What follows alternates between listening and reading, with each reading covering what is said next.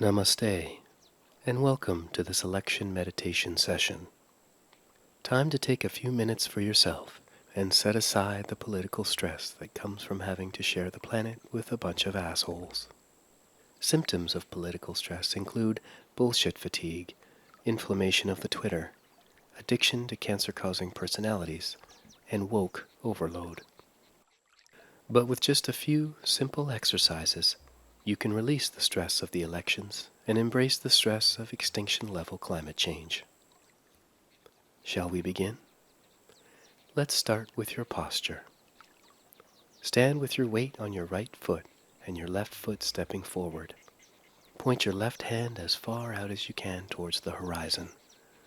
Now, with your right hand, reach into your pocket, take out your smartphone, and throw it as hard as you can directly along the axis of your left arm.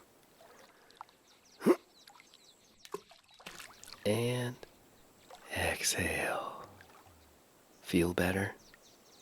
Now, sit in a comfortable position and focus on maintaining your center, both in your body and in your politics.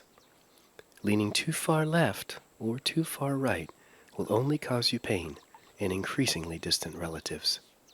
Just focus on yourself and ignore your default political instincts. Maybe you hate liberals for their avocado fetish. Maybe you hate conservatives for their punctuation choices. Maybe you hate the election system itself, so you never vote and you tell everyone that voting is stupid.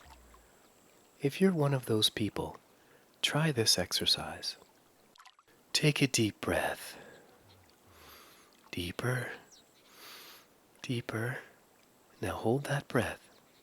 Hold that breath for the rest of your life. Just like yoga and meditation stretch our bodies and minds, voting is how we stretch our society, so we don't go to war every time Congress pulls a moral hamstring. It's not a perfect system. You know how sometimes you're in yoga class and people start farting? That's gross, right? But we accept it, even though we're like, hey, come on, man. Well, that's what our government is like right now. It's like society was relaxing its chakra, and then it lost control and farted. And now we have to live in a country run by farts.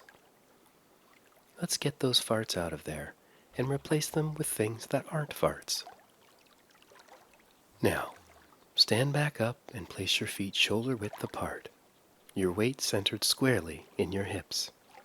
Raise your arms into the air, stretching them as high as they will go.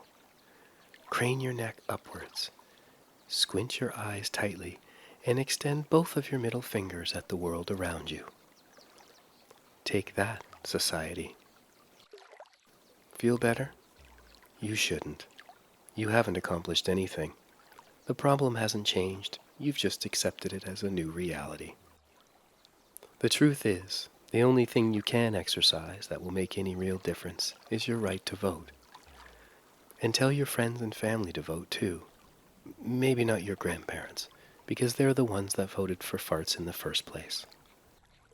For more information on your voting choices, go to CanadaForPresident.com and embrace a universe that isn't run by farts.